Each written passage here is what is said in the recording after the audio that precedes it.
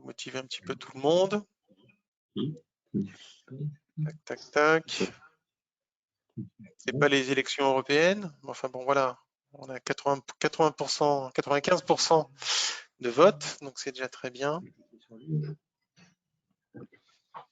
Ok. On va pas perdre de temps. Je vais donc fermer et partager le résultat avec vous.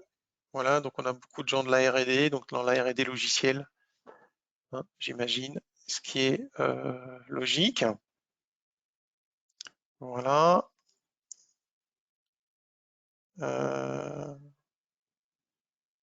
Et si vous êtes là par rapport au titre, je vais vous lancer cet autre petit sondage.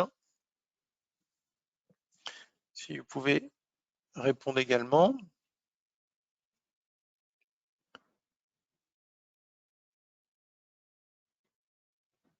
Voilà. Si on pouvait avoir la même représentativité, ça serait parfait. Comme ça, on aurait quelque chose de... Voilà, pour l'instant, je suis qu'à 80 à 90. Ça y est, si on pouvait avoir 100% de votants, ça serait absolument génial.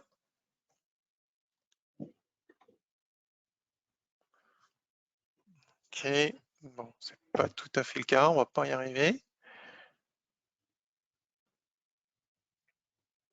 Très bien, donc je vais fermer et je vais partager le résultat. Comme ça vous permet également aussi de vous faire un petit benchmark par rapport comment dire, aux personnes qui assistent, hein. On a à peu près une petite trentaine de personnes là. Voilà. Donc on voit qu'on a, par rapport aux années précédentes, hein, on a le couple Jira Confluence qui se renforce, hein, et Jira Service Management, voilà, qui est un tout petit peu moins connu, qui va monter en puissance progressivement. Voilà. Ok. Donc aujourd'hui, la présentation, je vais laisser Albert se présenter et démarrer la présentation. C'est ce que j'attendais. Okay. Donc, c'est bon, mon écran il est visible là? Mon écran est visible? Ouais, j'ai l'impression, pour tout le monde, j'ai l'impression. Hein. Bon, bah, non, très bien. Donc, bonjour à tous, bonjour tout le monde. Donc, moi, je m'appelle Albert Guipfac. Je suis ingénieur système dans les dispositifs médicaux et ingénieur également en assurance et qualité logicielle. Et on va dire que le sujet d'aujourd'hui, qui est la conformité à la 62304, ça fait déjà un bon bout de temps que cela fait un petit peu mon cheval de bataille depuis quelques années. Donc j'ai à peu près un peu plus de 8 ans, dans 9 ans d'expérience dans le domaine des dispositifs médicaux, notamment dans les dispositifs médicaux du type embarqué, mais pas que, mais aussi les dispositifs logiciels dispositifs médicaux autonomes, quoi. Donc voilà un petit peu pour ma présentation. Donc je vais du coup proposer quelques diapos qui va un petit peu présenter ce qu'on propose pour implémenter les exigences de la 62304 avec des outils de la suite Atlassian. Et puis voilà.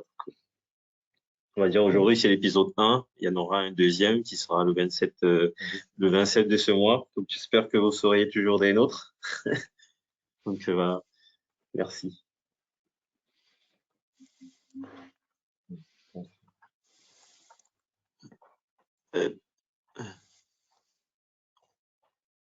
Donc oui, effectivement, le sujet d'aujourd'hui, c'est la mise en œuvre des exigences de la 62304 avec la suite Atlassian. Donc là, c'est épisode 1. Donc tout à l'heure, je vais vous présenter un petit peu le programme de cette présentation d'aujourd'hui. Donc là, je serai accompagné de François qui va présenter la société, donc la société, ainsi que Philippe qui va présenter ADN et également nos différents services. Et tout au long effectivement de la présentation, ils vont certainement intervenir pour donner quelques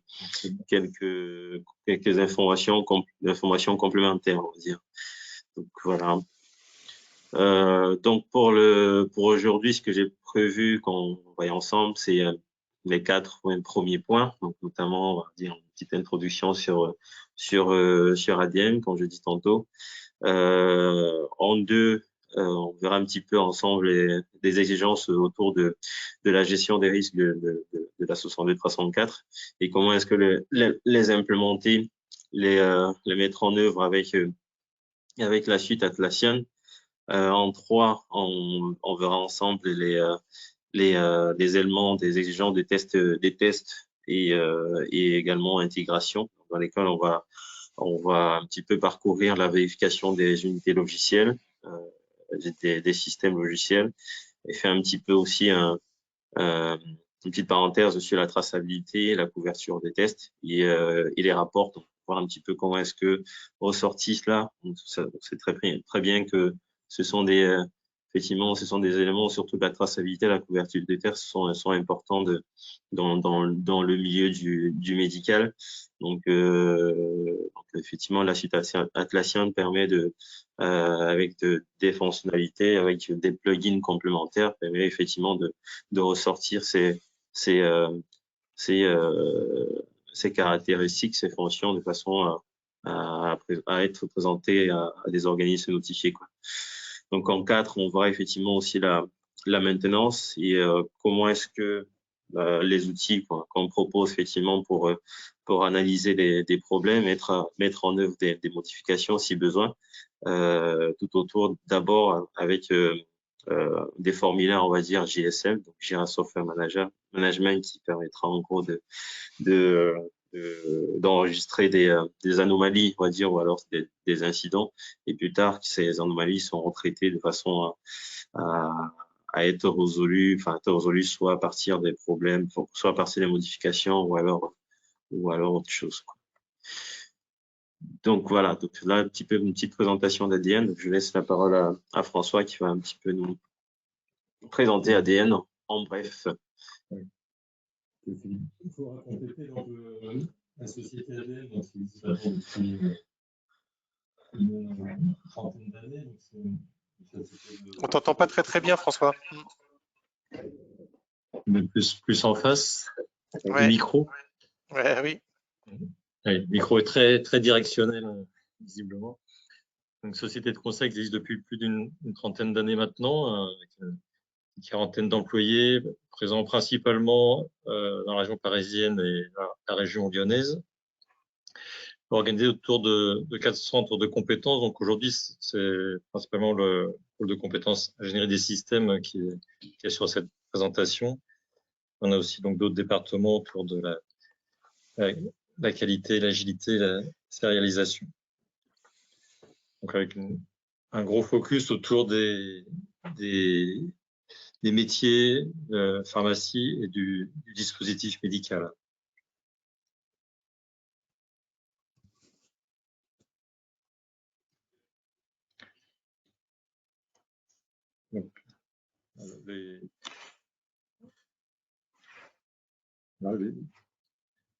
Donc l'écosystème Atlassian là qui sera sur lequel on va présenter les apports sur lesquels il peut contribuer sur le respect de la norme 62304. Donc c'est un ensemble de produits qui dans la base, donc c'est des outils Jira et Confluence avec de nombreux plugins, donc les principaux sur lesquels nous travaillons et dont on va reparler dans la suite sont présentés ici. Donc X-Ray sur la gestion des tests, SoftComply sur la gestion des risques, d'autres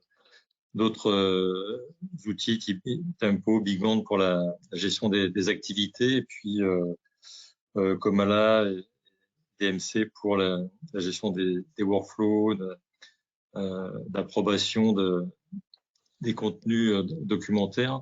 Donc c'est une plateforme qui a un gros intérêt autour du partage de l'information. Donc c'est des plateformes hautement collaboratives qui permettent de propager l'information de manière très efficace, donc via des notifications, la possibilité de collaborer via des commentaires autour de l'information, de gérer des cycles de vie pour que chacun sache les tâches qu'il a à réaliser.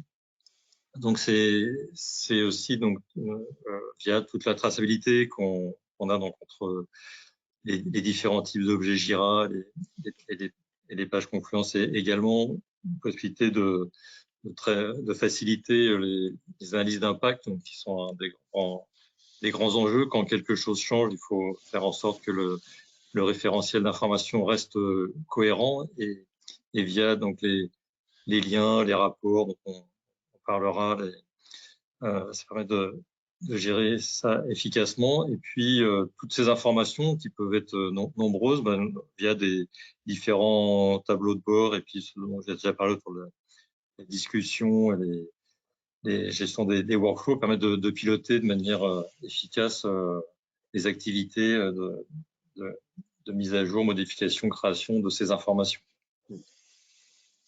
Dans les grandes lignes, on va voir donc pour la présentation des différentes illustrations centrées autour des exigences de la 62304. Tout à fait. Ouais. Merci François. Donc pour entrer un petit peu, bon, pas pour rentrer, on va dire avant de rentrer un petit peu dans le vif du sujet, je trouvais que c'était important un petit peu de revoir un petit peu l'historique de la création de la norme 62304. Effectivement, c'est une norme qui a été créée par la Commission électrotechnique internationale qui crée des normes autour de l'électricité, l'électronique, en complémentaire effectivement de l'ISO cette fois-ci.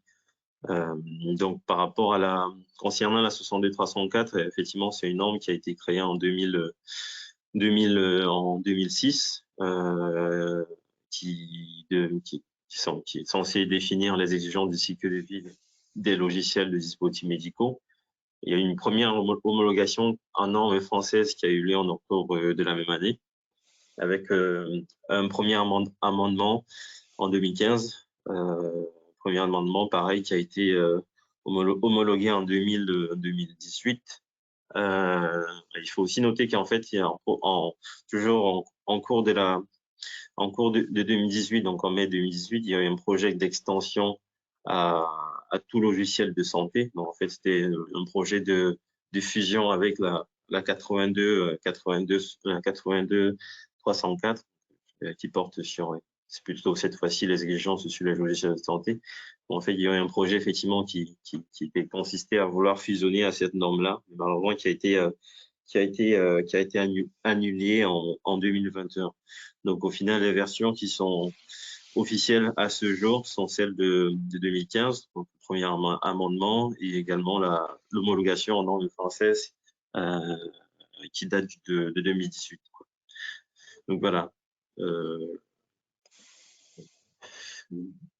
Donc pour le champ d'application de la 62304, là c'est un schéma qui est assez classique, on retrouve un peu partout. Donc là on voit bien que on a un champ d'application qui est inclus dans la 62304, qui couvre toutes les activités de développement depuis la planification jusqu'à la release, mais avec également la gestion de la maintenance, donc en section 6, y compris avec également aussi la gestion des risques, mais plutôt une gestion des risques logiciels qui contient, on va dire, des activités qui contient en fait des activités complémentaires par rapport à une gestion du risque système dans le sens produit global, et pareil, il fait également des activités de gestion de configuration, ainsi que de résolution des problèmes. Donc dans la résolution de problèmes, on a à la fois des non-conformités, effectivement, mais aussi des problèmes qui ont été remontés en cours de développement, mais aussi après la release, au final après la release dans le logiciel. Voilà. Donc là pour un petit sondage, Philippe, je crois que Oui, pardon, excusez-moi. Je t'en prie. Voilà, la question c'est comment gérez-vous vos exigences? Comment gérez-vous vos SRS, hein, vos Software Requirement Specification, pour ceux qui sont déjà un petit peu dans la norme, hein? Oui, ça peut être ça peut être aussi des exigences plutôt du type un peu plus de conception, donc architecture, exigences détaillées. Ok, bon, on a à peu près le même taux de participation là.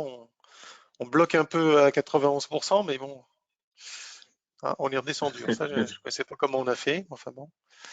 Allez, on va partager le résultat. Ok. Voilà, donc il y a quand même les 2 tiers qui sont quand même sous Word et Excel, ce qui est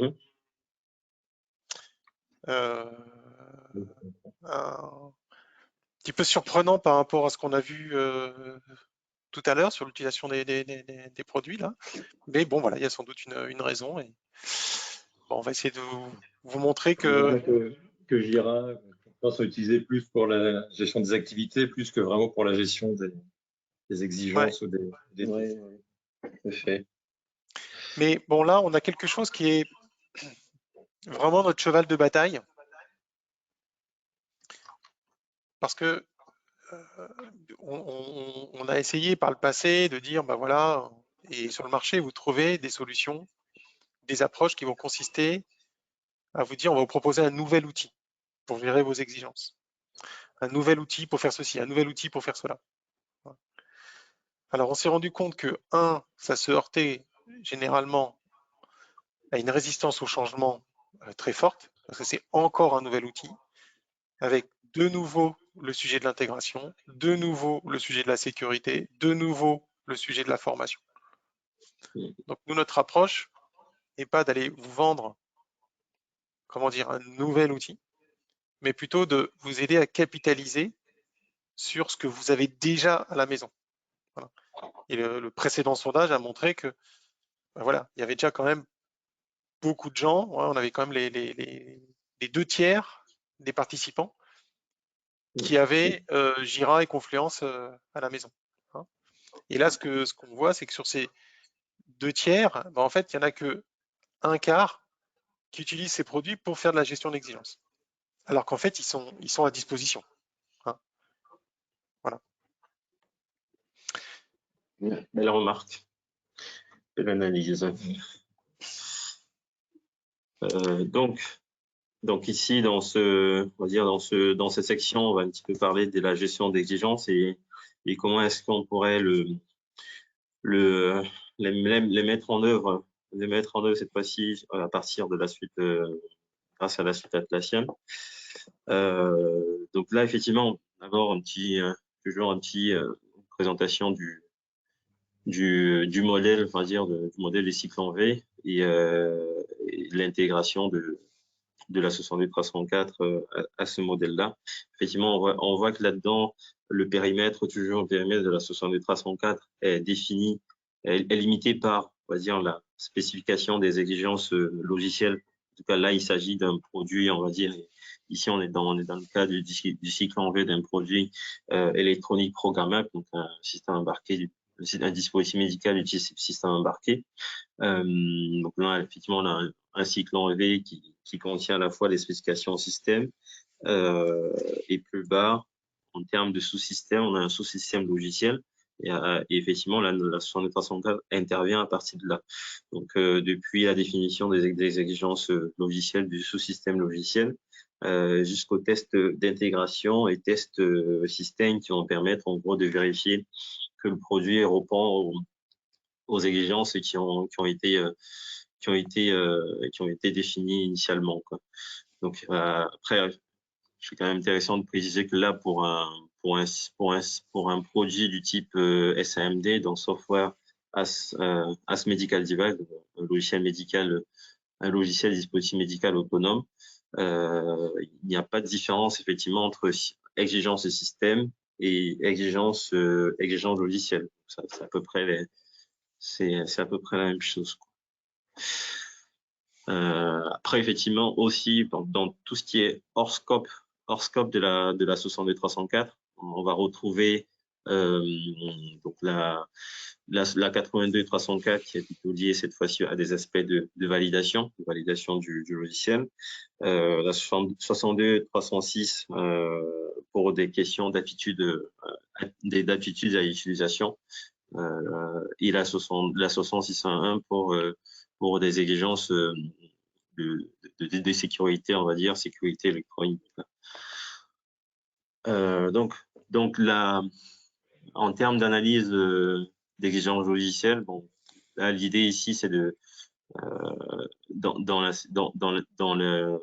la 62304, c'est de définir les exigences du système logiciel à partir des exigences du système complet. Et la remarque que j'ai donnée tout à l'heure, effectivement pour un système autonome, qu'il n'y ait pas de différence entre système exigence système et exigence système logiciel. Donc effectivement, c'est une remarque qui effectivement apparaît dans la 62304. Et je pense que c'est important de le signaler. Après, maintenant, le contenu des exigences logicielles, en fait, ces exigences logicielles proviennent de plusieurs, elle a plusieurs origines. Les exigences logicielles, elles ont plusieurs origines. D'abord, elles sont du type fonctionnel, où elles vont décrire, on va dire, le comportement du logiciel. Donc, elles vont effectivement décrire les fonctionnalités d'un produit logiciel.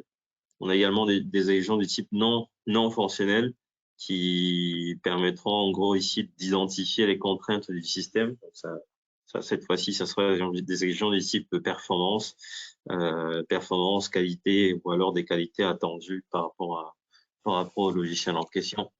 On aura aussi des exigences plutôt sur on va dire sur la maintenance du produit. Donc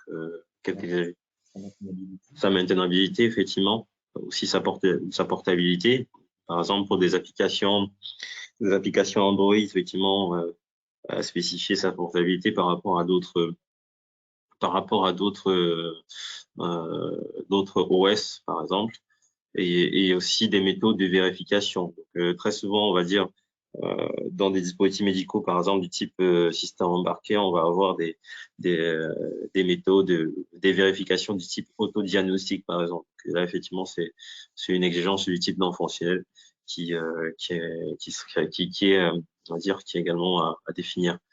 Et dernier type aussi, on a des exigences du type d'interface, où on va retrouver des exigences au niveau de l'entrée, des exigences qui précisent en gros qui spécifient l'entrée et la sortie par rapport à un élément logiciel précis, le formatage aussi de ces données-là par rapport au formatage de données entre différents éléments logiciels et voilà, préciser le format des données qui sont échangées, quoi. Et donc en fait pour cela, pour définir effectivement ces exigences logicielles, il y a en fait elles doivent respecter plusieurs critères, quelques critères de qualité qui doivent être respectés pour être qualifiés de bonnes exigences logicielles, qui sont, on va dire là, la première, c'est l'exigence doit être correcte, c'est-à-dire que le besoin réel doit être nécessaire. Elle doit aussi être atomique, ambiguë, complète, cohérente, évaluée, traçable. Effectivement, traçable avec une petite précision, voilà ce qu'on entend par traçabilité, un ID unique, avec la trace de toute modification également. Et elles doivent également être vérifiables. Et je pense que vous êtes d'accord avec moi qu'effectivement tous ces critères sont difficiles à maintenir avec des outils classiques du type Word, Excel, de par la création d'ID qui est plutôt difficile à maintenir, par exemple, la traçabilité où c'est plutôt fastidieux, on va dire, de tracer une exigence par rapport, on va dire, une exigence logicielle par rapport à son exigence système, par exemple, ou alors par rapport au test qui permet de couvrir cette exigence-là, et aussi des conflits de mise à jour, parce que effectivement pour des plateformes aussi qui n'ont pas la possibilité d'être collaboratifs, des fois il y a des conflits qui se glissent entre différentes entre mises à jour de certains documents de spec, par exemple. Donc là, effectivement, pour simplifier tous ces activités assez fastidieuses, on a proposé une simplification on propose là une simplification de documentation de documentation des exigences via une intégration Jira et Confluence, quoi. Et là, cette diapo présente. Albert, juste une petite chose, j'attire ton attention sur le fait que il est déjà 10h30. Voilà, il nous reste une petite demi-heure. Ça marche, merci Philippe. Et là, effectivement, c'est un exemple d'une exigence logicielle sous Jira. On voit effectivement la clé, on va dire la clé qui sert d'ID unique à l'exigence logicielle, sa description. Également la story qui va réaliser l'exigence logicielle. Donc pas mal de propriétés qui sont des propriétés qui sont essentielles à l'assurance effectivement de la qualité d'un document du type SRS quoi. Donc là effectivement ici sous Jira c'est un ticket de type exigence. Là c'est la story qui réalise cette exigence là. Effectivement là on a la story qui est ici, qui réalise l'exigence. Donc, cette même story réalise à la fois cette exigence-là, mais réalise également d'autres exigences. Donc, il y a 2 autres supplémentaires. L'intérêt de la plateforme où on va gérer dans la même plateforme les activités qui vont permettre de créer ces exigences et puis les exigences elles-mêmes, sans rupture de. C'est ça. C'est ça, exactement. Ouais. Donc, et pour ceux effectivement qui travaillent aussi en agilité avec une approche Scrum, on va retrouver le sprint dans lequel la user story elle est implémentée quoi. La version également dans la version qui implémente cette user story. Là, c'est le parent, on va dire, c'est l'Epic, si c'est l'Epic en question. Donc ça, c'est côté Jira. Ça, c'est pour ce qu'il s'agit de l'exigence. Donc, sur Confluence, ce qu'on prévoit sur Confluence, c'est plutôt de détailler de façon supplémentaire des exigences. Donc, c'est le document SRS, le document effectivement qui sera diffusé, où on va retrouver des textes supplémentaires, enfin, des textes qui expliquent des exigences. Ça peut être du contexte, des choses comme ça.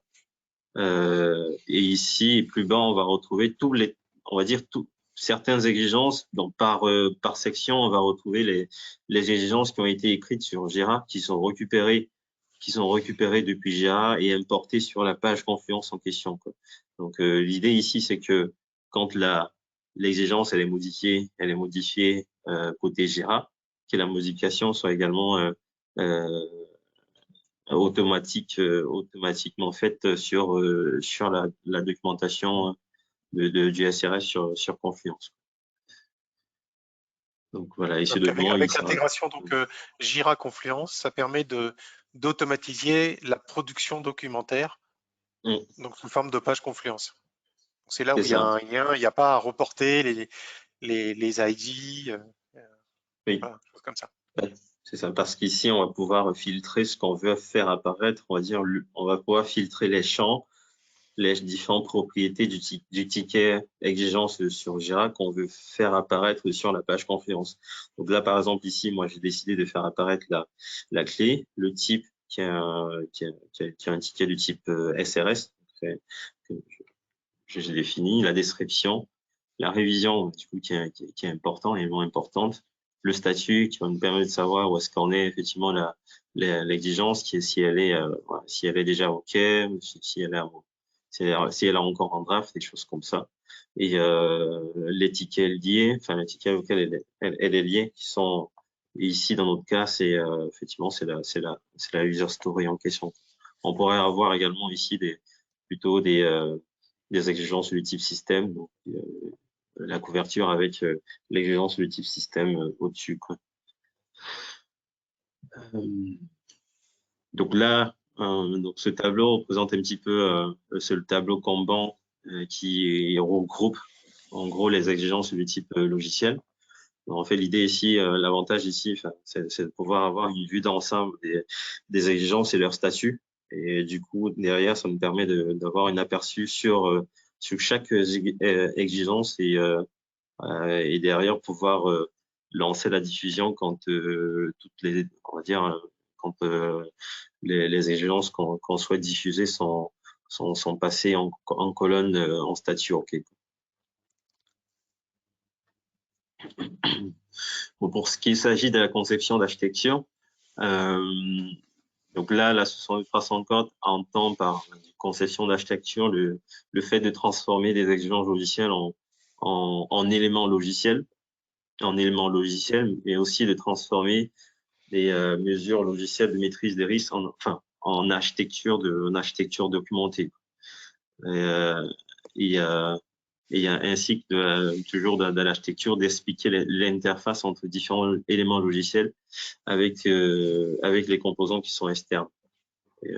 Pareil, de préciser, de spécifier des exigences fonctionnelles et de performance pour des éléments de type SOUP, donc Software of Unknown Provenance.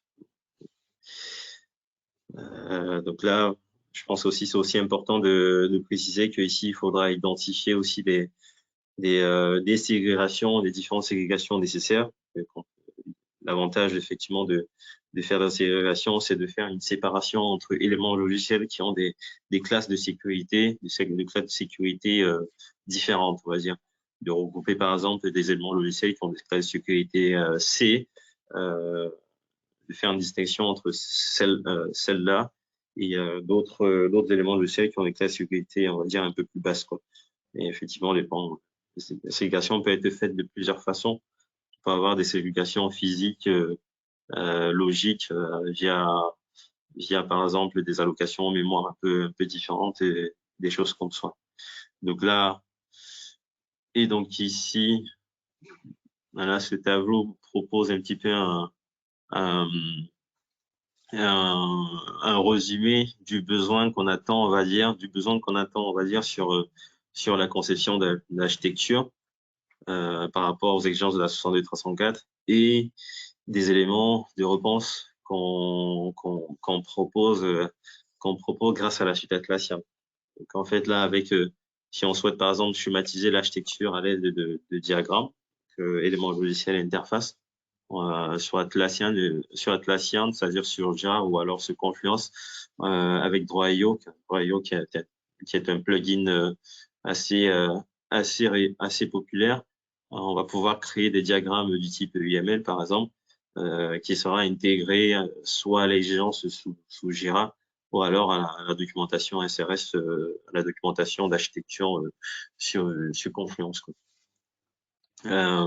Donc ici on souhaiterait également documenter les specs d'architecture logicielle et dans la réponse qu'on donne à cela, c'est effectivement tout comme les exigences de type spec, on crée l'exigence d'architecture sous forme de tickets Jira et on les compile sous forme de documentation Confluence, un petit peu comme je vous ai présenté tout à l'heure.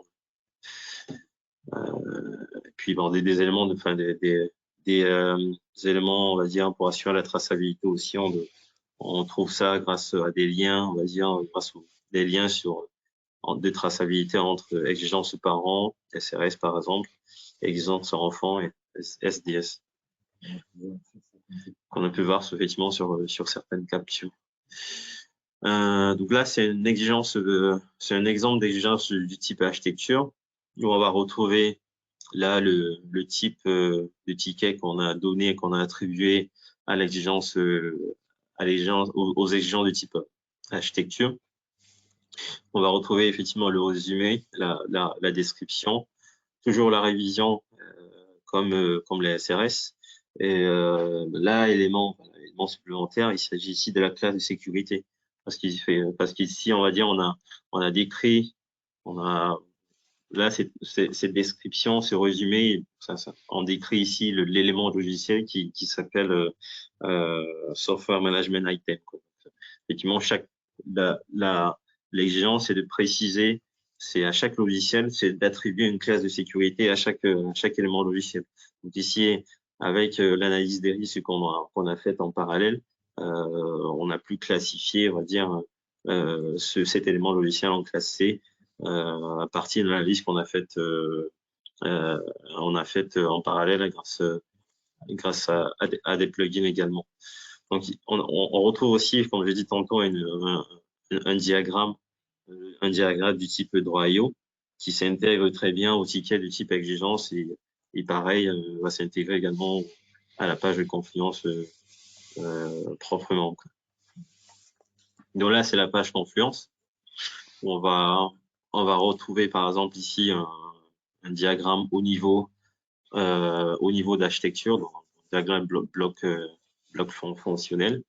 On va retrouver ce type de diagramme. Donc là, j'ai prévu une petite présentation là de ce que ça donne sur Confluence. Hop. Attention, il est déjà 39. Hein. Ouais. On va y aller. Je pense le reste, ça sera assez rapide. Donc là, effectivement, ici, donc on a une documentation de l'architecture, par exemple. On retrouve des éléments intéressants, toujours classiques d'un document SMQ. Et là, effectivement, on retrouve des diagrammes du type qui présentent le contexte, on va dire, du produit, le contexte technique et les différents blocs fonctionnels, comme je l'ai précisé tantôt. Et on retrouve le schéma que j'ai présenté tout à l'heure. Et les tickets qui ont été compilés depuis Jira. Et d'autres diagrammes, quoi. Donc, là, ici, c'est un diagramme qui présente l'interface entre différents éléments logiciels. Donc, voilà. J'en étais bon là. OK. Donc là, bon, au final, la valeur ajoutée qu'on a à utiliser tous ces outils à la gestion d'exigences de conception, d'exigences logicielles et de conception d'architecture, c'est Jira, c'est de pouvoir créer des exigences avec des identifiants uniques et la documentation et documenter ces exigences-là sous forme de pages de Confluence. On a la possibilité d'avoir plusieurs niveaux d'exigence, donc avec des tickets, on va dire des types de tickets différents, ce qui permet d'avoir de les décliner en la déclinaison SRS, architecture, SDS, d'assurer la traçabilité entre exigences, tests et risques, d'associer également ces exigences à des versions de logiciels comme j'ai pu le montrer tout à l'heure, avec plusieurs autres propriétés qui sont les propriétés du coup classiques d'un document du type exigence, donc la révision, le statut, et ainsi de suite, et une schématisation de l'architecture qui doit être conforme aux exigences de la norme, quoi. Et on a également l'avantage de ranger ces exigences par composants grâce à plusieurs différents champs sur Jira. Donc là là c'est une exigence là c'est l'exigence en termes de vérification de l'architecture. Donc tout simplement là pour vérifier la documentation de l'architecture qui a été faite, on peut le faire à partir de la traçabilité des éléments d'architecture par rapport aux exigences du système, par exemple, y compris celles prenant en charge des mesures d'atténuation de risque, quoi. Donc là, en 3, il y aurait un petit sondage à passer avant de terminer là-dessus, terminer avec le chapitre 3. Alors, on a une question pour toi. Tu sais, il y a des petites jaunes, il y a des jauges là, vertes et rouges, associées sur le titre de l'exigence. En fait, je pense que c'est les voilà, les petites jauges là, rouges et vertes. Ça correspond à quoi? Nous demande. En fait, je pense que c'est des plugins. Hein. C'est d'autres plugins oui, c'est d'autres plugins qui sont plugins installés. qui sont associés. Ouais, donc pour le moment, c'est d'autres plugins effectivement qui sont associés, qui sont installés dans le projet, dans l'instance Jira, mais qui n'ont rien à voir avec le sujet d'aujourd'hui, on va dire. Ok, je lance le sondage là sur les tests avant de passer à la section test.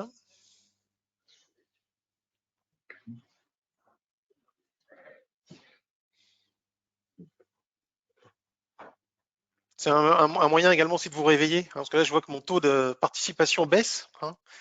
Je suis à 57% alors que j'étais à 90 tout à l'heure. On manque de dynamisme. Hein. Alors, il me manque encore un petit 10% pour arriver à 90. Donc, il y a probablement une personne ou deux qui n'a pas encore complètement voté. OK. Donc, je vais partager le résultat. Voilà, donc on a quand même voilà, nos amis de Microsoft qui reste l'outil numéro 1 en matière de gestion d'exigences et de tests. Voilà.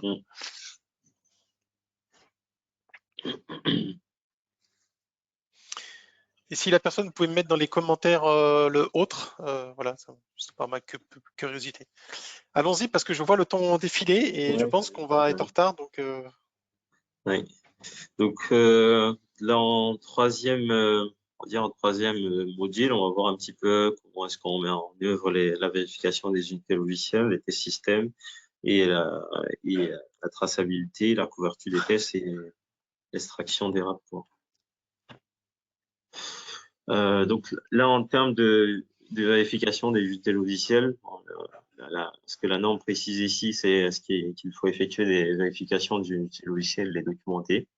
Donc pour des logiciels de type classe C, et ces vérifications peuvent être faites, enfin doivent être faites à partir grâce aux tests, soit des tests statiques ou alors des tests beaucoup plus dynamiques.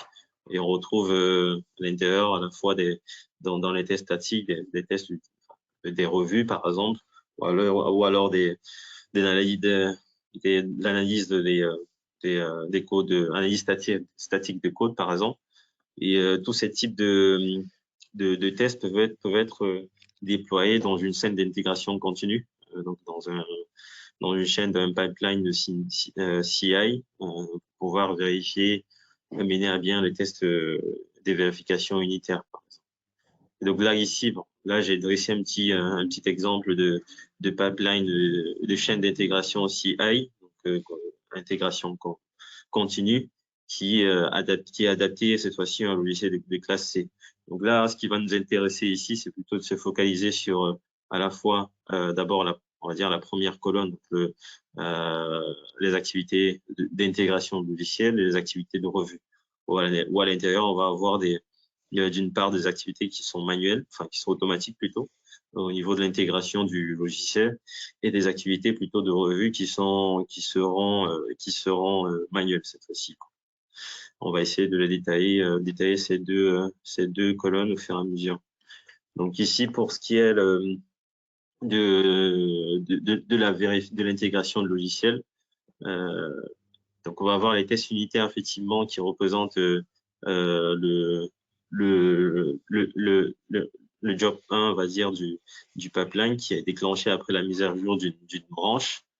Donc on va avoir aussi l'analyse de statique de code sous Atlassian qui effectivement qui est possible via des outils comme du type SonarQube par exemple, ou LDRR. Bon, ça c'est hors Atlassian.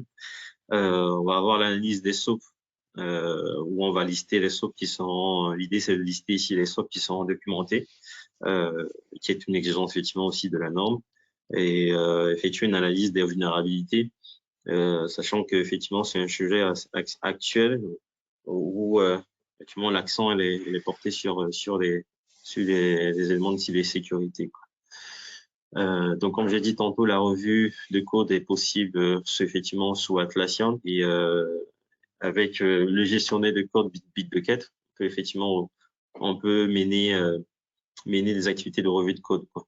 Ça c'est pour de la revue de code un peu plus comment dire, basique. Pour aller un peu plus loin, il y a d'autres plugins qui sont utilisés, Codable par exemple, pour approfondir un petit peu avoir des revues de code un peu plus avancées. Donc là, c'est un exemple d'une démo d'une chaîne d'intégration continue avec un rapport des tests sous Confluence. où l'idée ici, on va essayer de matérialiser à la fois le test unitaire et le build, par exemple, via une petite chaîne d'intégration qui a été élaborée. Donc ici, effectivement, le développeur ici fait un commit de son code, ensuite il fait un push. Et quand le fait d'avoir fait un push va déclencher un pipeline où on va retrouver effectivement le build, les tests unitaires. Bon, là, il y a le code lining, on va dire, c'est un petit peu une façon de qualifier, d'avoir un code un peu plus de meilleure qualité. Ici, on a vu que le test, il a échoué. Là, on a un rapport un petit peu, un rapport du test. Le test unitaire, effectivement, il a échoué. Donc là, il va corriger le souci dans le code. Je vais essayer d'aller un peu plus rapidement là. Pareil, il va refaire le commit. On va retrouver toujours les mêmes jobs du pipeline. Et on voit que là ici, tout est vert. Donc, les tests unitaires, ils ont réussi. On va retrouver le rapport sous forme de page Confluence. Donc là, l'idée, ce que est en train de vous montrer, Albert, hein, c'est à travers la plateforme, il est possible d'automatiser la génération documentaire, puisque en fait, c'est quand même les documents qui vont permettre d'alimenter ensuite le dossier technique, hein, pour obtenir le marquage CE. Et comme lorsqu'on est dans le soft, les choses bougent régulièrement, il faut trouver un moyen d'automatiser. Voilà. Donc, avec toutes ces, notamment, enfin voilà, la suite Atlassian. Bon, là, on l'a montré avec Bitbucket, mais on peut faire la même chose avec GitLab ou GitHub. Hein. On peut automatiser la production documentaire et éviter les recopies, parce que c'est ça qui tue en fait aujourd'hui un petit peu les systèmes. Voilà. Donc là, c'était pour les tests. Systèmes qualité réglementaire. Pardon. Oui. Ouais. Donc ça, c'était pour les tests de vérification des unités logicielles. On peut avoir également la même chose pour les vérifications plutôt des tests d'intégration cette fois-ci, où on va essayer de les automatiser toujours via des jobs du pipeline. On va avoir des activités d'automatisation, de tests d'intégration automatique ou alors manuel, dépendamment de ce qui est possible de faire en termes d'intégration du logiciel, quoi. Et donc ici, je pense que c'est important de préciser qu'il est aussi accepté de combiner les tests d'intégration et les tests système dans un seul plan et un seul ensemble d'activités. Donc ça, effectivement, ça c'est possible aussi. Et donc là, c'est le contenu du test d'intégration. Bon, je vais un peu passer là-dessus.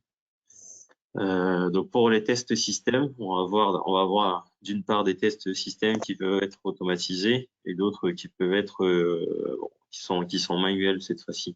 Et le contenu, un nom précis qu'il faut pour chaque test système, il faudra retrouver la procédure de test qui inclut les différentes actions, les résultats attendus, le résultat du test, la version du logiciel, la configuration du matériel, les outils BCR, la pertinence et la date du test, qui sont pas mal de propriétés qui doivent être un contenu dans un test, dans un enregistrement des tests d'intégration. Donc, et pour mettre en œuvre tout cela, on utilise Isray, avec qui a été un outil de test logiciel manuel manuel et aussi automatique via des scénarios du type Cucumber.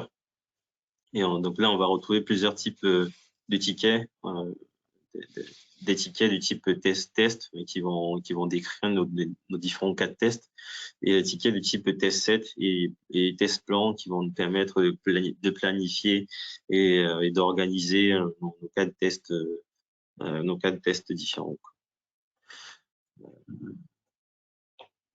Donc là, c'est un exemple de test manuel que j'ai, on va dire, un petit peu Faut qu'on passe, faut qu'on passe, parce que là, ouais. c'est pas possible. Voilà. Là, c'est ok, bon, là, c'est la couverture. Je pense que c'est intéressant de voir la couverture la traçabilité, la couverture des tests, c'est un exemple de rapport. Bon, là, pour avoir une couverture, là, pour avoir la traçabilité de ces tests-là, j'utilise effectivement des fonctionnalités d'X-Ray. On va revoir la couverture des tests. On peut, là, ici, l'idée, c'est d'avoir la couverture des tests sur des agents du type logiciel. On peut avoir la même chose pour des agents de type architecture ou autres, ou SDS, par exemple.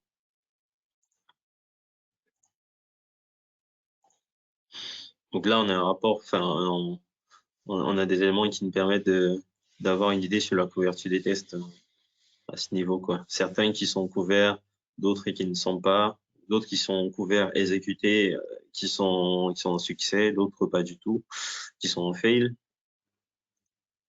Ce que je vous propose, si vous êtes d'accord, c'est que dans ces petites vidéos-là, on va vous les mettre en document partagé en même temps que la présentation.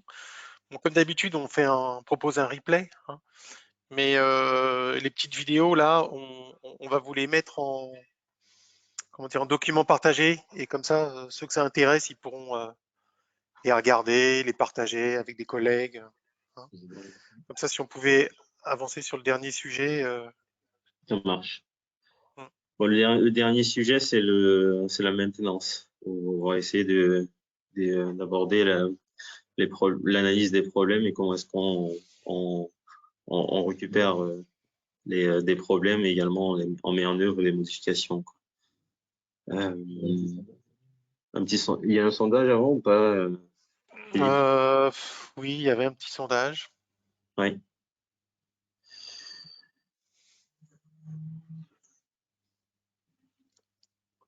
Tout le monde pouvait voter.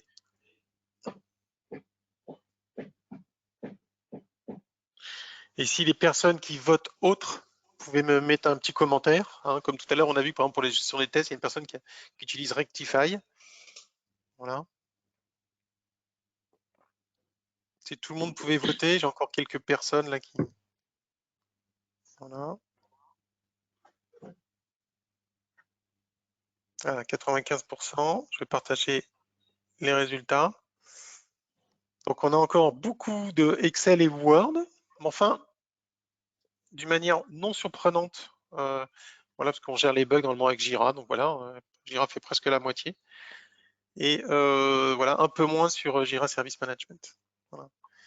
Et dans les autres, qu'est-ce que j'ai comme réponse? Redmine, Zendesk, ServiceNow. Effectivement, ServiceNow, c'est l'équivalent de Jira Service Management, hein. Okay. Et Redmine, oui, effectivement. Okay. Merci.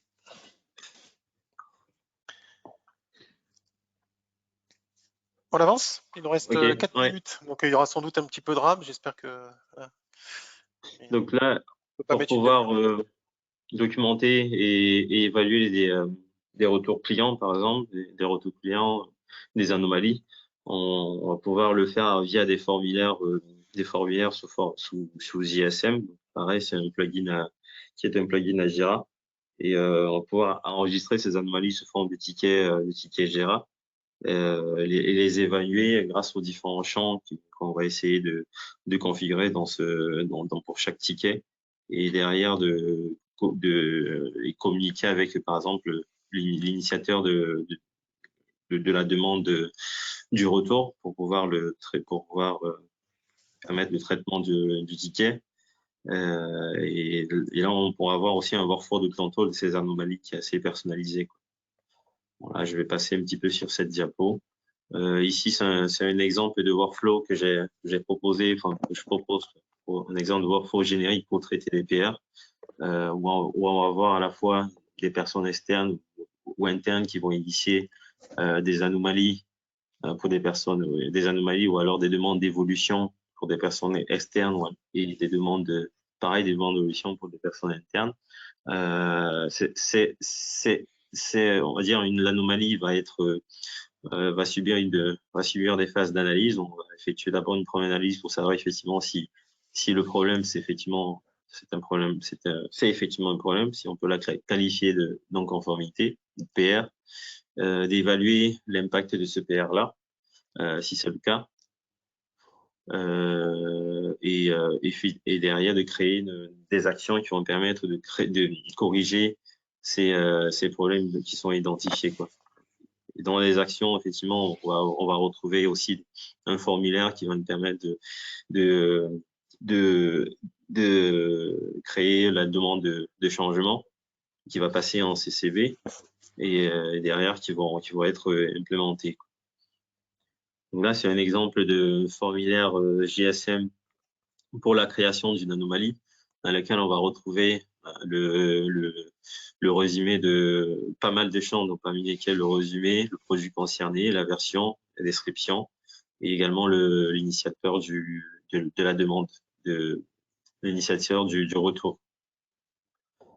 Là, c'est après la phase de création d'enregistrement de l'anomalie. Ici, on va rentrer cette fois-ci en phase d'évaluation d'impact. On va retrouver une première phase d'évaluation qui va nous permettre de déterminer si effectivement l'anomalie qui a été enregistrée est effectivement un problème, une non-conformité. L'onglet d'investigation clinique, on va investiguer en profondeur le problème de façon derrière à ce qu'on ait des bons éléments de réponse pour le traiter, quoi. Là, c'est un autre formulaire cette fois-ci pour des demandes, soit des demandes d'évolution ou alors des demandes de changement. On va retrouver à peu près les mêmes infos telles que le résumé, l'initiateur et ainsi de suite. Et le type de demande, le type de demande de modification, l'origine aussi du changement. Là, c'est la suite. L'intérêt de la solution JSM, c'est que bon, c'est intégré à la suite Atlassian. Donc, c'est-à-dire que, alors, la première chose, c'est que vous avez la possibilité de, les licences sont gratuites pour le portail, et quand on est dans le back-office, là, par contre, c'est payant. Mais comme c'est intégré à la même instance, une demande, tac, vous pouvez la lier à un ticket d'un projet Jira. Voilà. C'est ça le principal intérêt. Donc en fait, du coup, on peut avoir toute la traçabilité et suivre très facilement, et pas uniquement suivre pour suivre, mais suivre pour collaborer. Voilà. Donc vous allez pouvoir faire un hâte, Albert, t'as oublié ça, hâte, Philippe, dis si tu peux me valider ça, hâte, François, etc. Et c'est ça le principal intérêt. Et donc, du coup, après, comme vous avez tout dans la même instance, vous pouvez paramétrer des KPI et des indicateurs et ensuite monitorer votre activité sur la base d'indicateurs comme c'est demandé par la norme ISO 13485. Okay. Donc là, du coup, après avoir enregistré la demande d'évolution, de changement, on va avoir à peu près pareil des champs qui vont nous permettre d'effectuer d'analyse d'impact sur la demande de changement ou d'évolution. On va essayer de répondre à plusieurs questions, parmi lesquelles celle-ci au niveau par exemple d'une demande d'évolution sur le SMQ ou alors sur la conception cette fois-ci. Et derrière sont des éléments qui vont nous permettre d'initier l'implémentation par exemple du correctif dans le code, quoi. Là j'ai prévu un exemple, c'est une petite démo là. Qu'est-ce que j'ai là? C'est une petite démo qui présente un formulaire d'enregistrement d'un retour d'une anomalie. On va saisir pas mal de champs là. Donc là, le produit concerné, la version, la priorité et du coup la société dont on fait partie du coup l'initiateur. Et là, quand on a créé l'anomalie, on la retrouve sous forme de ticket Jira.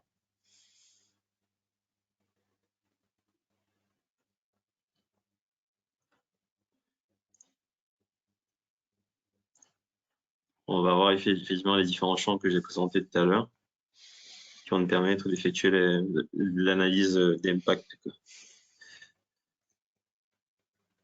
Là, c'est la route cause qu'on va essayer de l'identifier dans ce champ-ci. Et là, savoir si du coup c'est la sécurité du patient impacté, quoi. Et bon, là, ce sera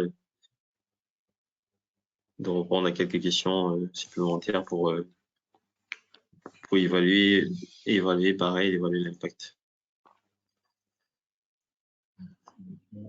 Oui, voilà, il y a aussi des propriétés de signature électronique qui est intéressant à voir lorsqu'on souhaite passer le PR ou alors la demande de changement d'un statut à l'autre.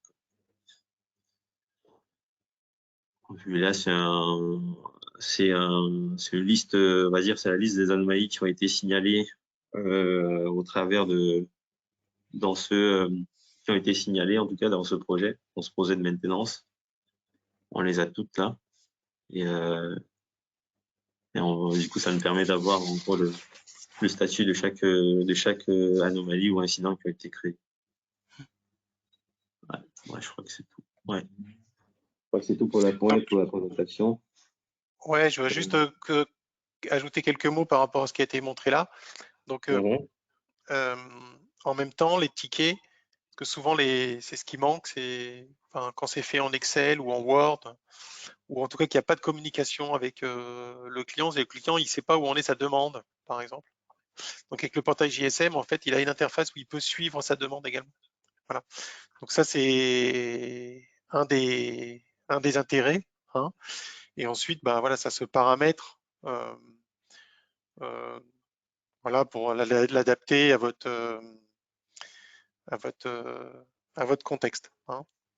Mais disons que pour la moitié des gens qui ont déjà Jira, ok, bah, c'est sûr que c'est une piste qui est quand même très intéressante parce que encore une fois, on est dans le même état d'esprit de capitaliser sur votre existant en ouvrant la communication avec vos clients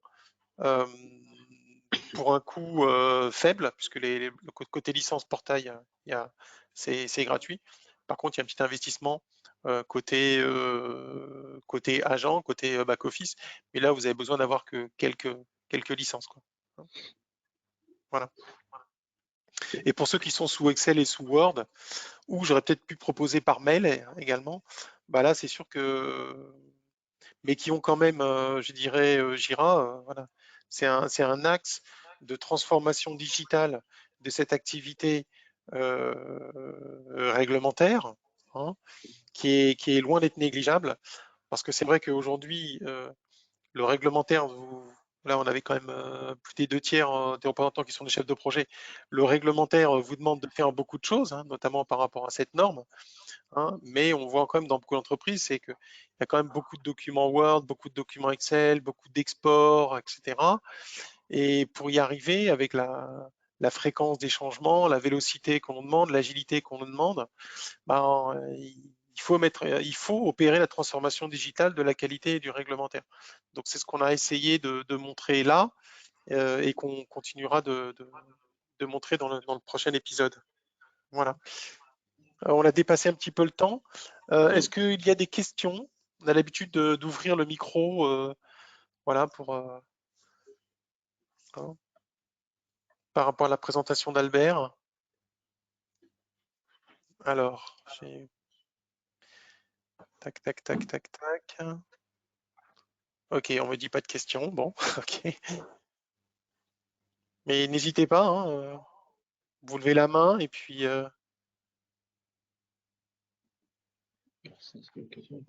Ok. En tout cas, je suis ravi qu'on ait pu reprendre contact avec certains qu'on n'avait pas vus depuis quelques temps. Hein. Ok, donc on va vous mettre distribuer quelques documents, donc la présentation et les vidéos dans le webinaire. Normalement, ça devrait vous être envoyé automatiquement. Voilà, et sinon, on fait toujours un replay qu'on stocke sur notre chaîne YouTube. Voilà. Peut-être tu peux revenir sur le slide de notre offre. Oui.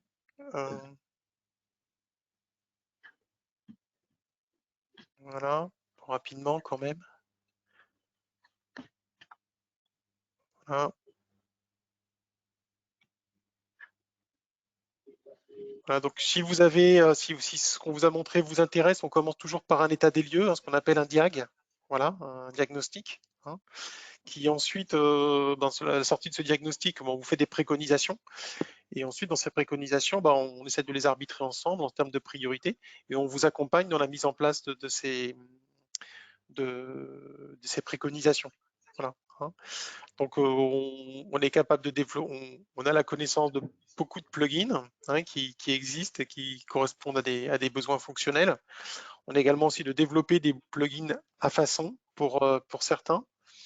Et voilà, dans les process que vous avez là, on est capable de faire donc des process qualité, du design control au dossier technique, de la GED, de la reprise de données. Il y a aussi pas mal de clients, là c'est un peu l'actualité actuellement, qui sont sur des versions Jira on-premise. Ok, donc comme vous le savez, le support s'arrête. Et donc si vous voulez migrer vers la suite Atlassian Cloud, n'hésitez pas à nous contacter. C'est des choses qu'on fait régulièrement là depuis un an. Voilà, donc on a acquis une certaine expérience. Et c'est vrai que c'est pas toujours simple parce que les plugins ne sont pas iso-fonctionnels quand ils existent. Et puis, on profite généralement de vous proposer une transformation sur un petit peu sur la méthode et sur les fusionnes des projets, et puis sur les trucs un peu plus compliqués, voilà, on est capable de vous aider, hein. On fait de la formation et on a un catalogue de services qui est disponible sur notre site web, et sinon, on essaiera de vous le mettre aussi dans le lien dans les documents à distribuer. Voilà. J'espère que cette présentation vous a été utile. Je remercie Albert et François. Et puis, suite au prochain numéro, et la date, c'est pour Albert, Le 27, le dans 2 27, semaines. 27 février. OK. Oui, 27 février. Eh bien, à bientôt. À bientôt. Merci à Merci. tous. Au revoir.